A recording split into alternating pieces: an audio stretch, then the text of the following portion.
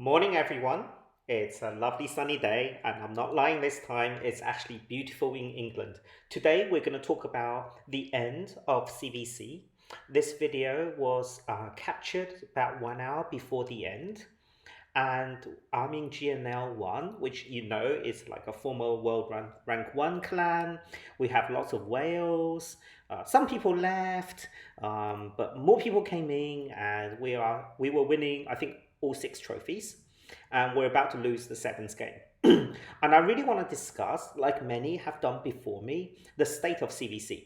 But I have a very different take on it. Whilst I agree with all the observations and recommendations, my logical take on this, from a business point of view, is completely different.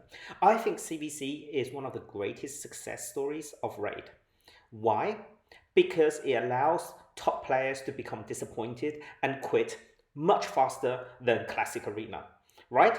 Classic Arena is about giving you vague hope that being top 3 gives you some really cool portrait, but the chance is quite low. And to consistently finish in the top 3 is like mega hard, right? And that drove the dynamics of some of the top clans breaking apart, forming new arena-focused clans, etc., etc.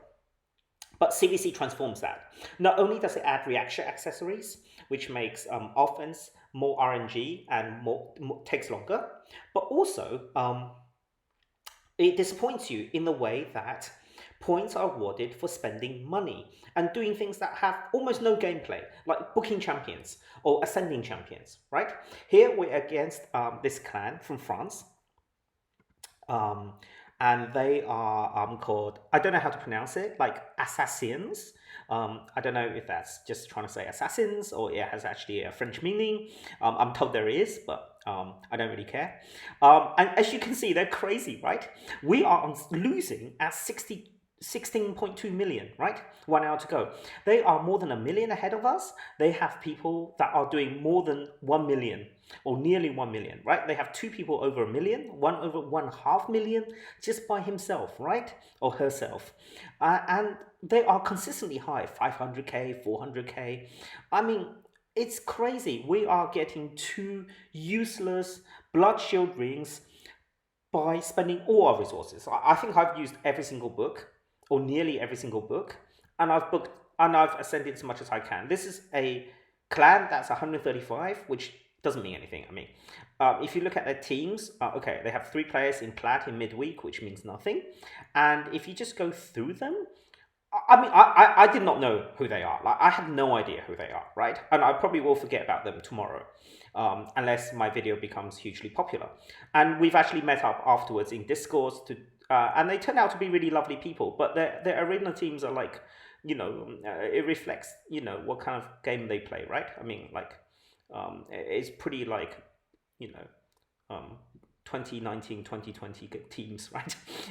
I mean, so they're obviously big whales. They don't play competitive arena that much. I don't know if I've ever seen them in Doomtown top 10 rankings or anything like that, but they're lovely people. And they obviously got a lot of money. They're spending half the French GDP on this particular tournament. I hope those reaction banners help them.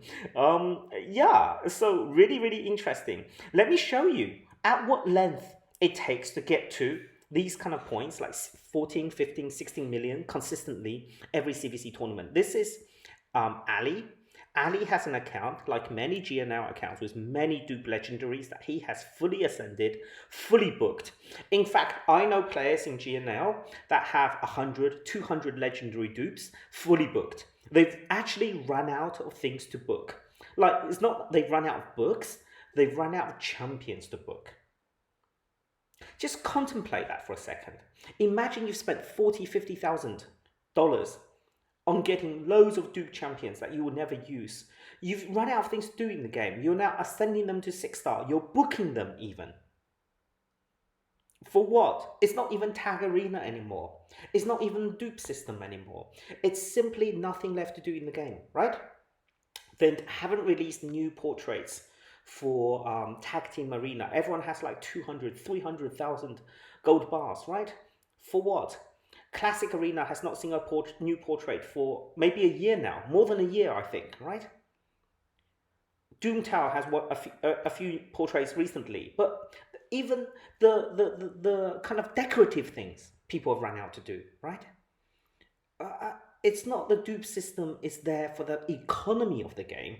It's there simply just to give people a reason not to quit the game, right?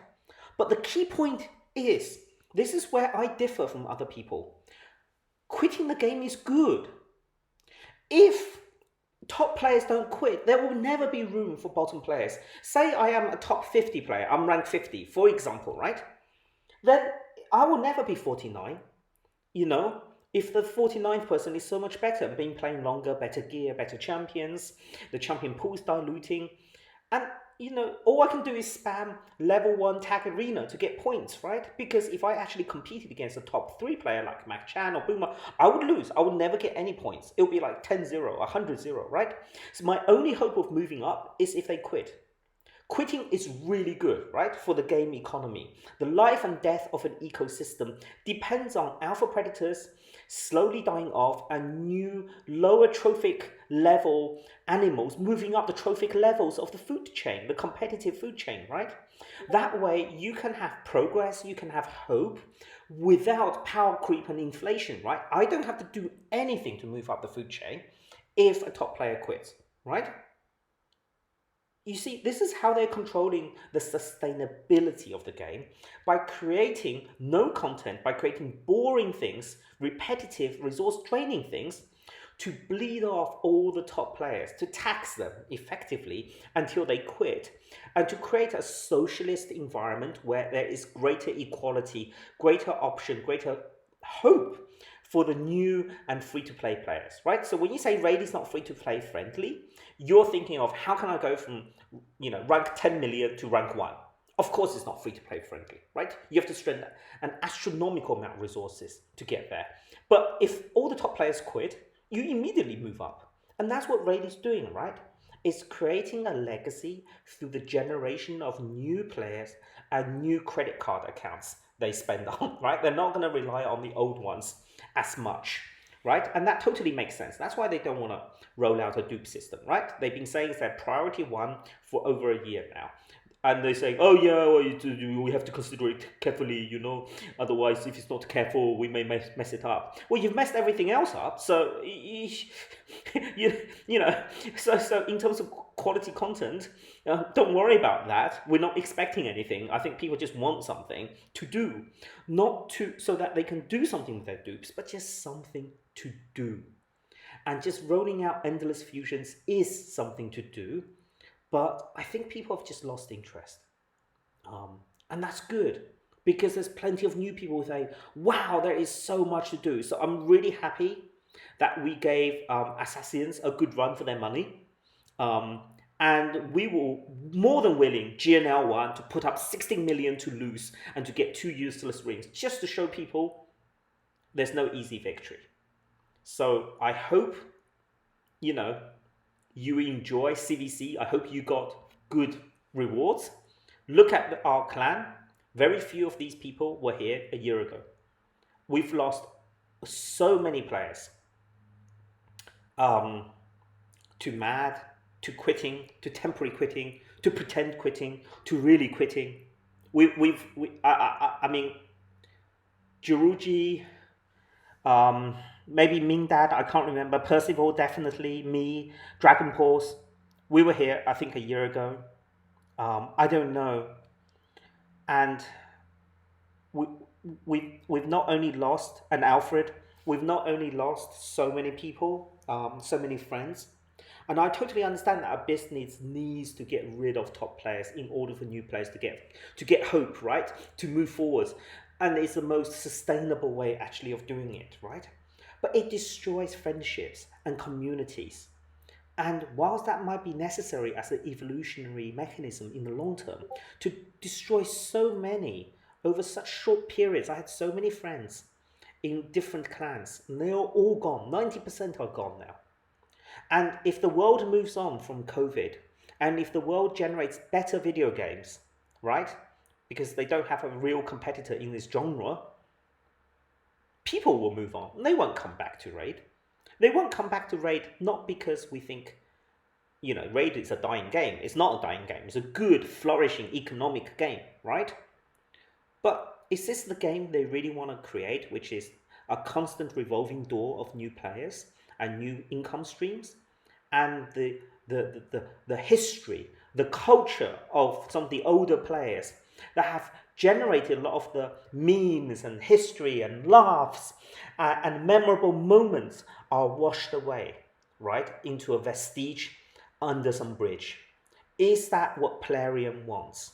And they're not contradictory. You can still generate revenue without washing away all the great history and culture and of the lovely people and the friendships they formed at Raid, right? Think about it. And don't use laziness to create new content as an excuse for an innovative business model. It's not.